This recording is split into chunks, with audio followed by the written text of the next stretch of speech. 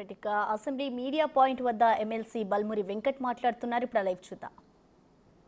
పోడియంలో మేము కొత్త సభ్యులము, ఏదైతే ఇతర సభ్యులని చూసి నేర్చుకునే పరిస్థితి ఉంటుంది.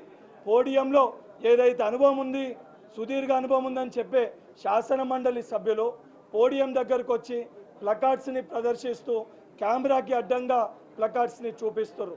అంటే మీరు ఎటువంటి వాతావరణాన్ని ఈరోజు తెలంగాణ సమాజానికి మీరు చూపిస్తుర్రో, సృష్టిస్తుర్రో యావత్ తెలంగాణ సమాజం గమనిస్తుంది.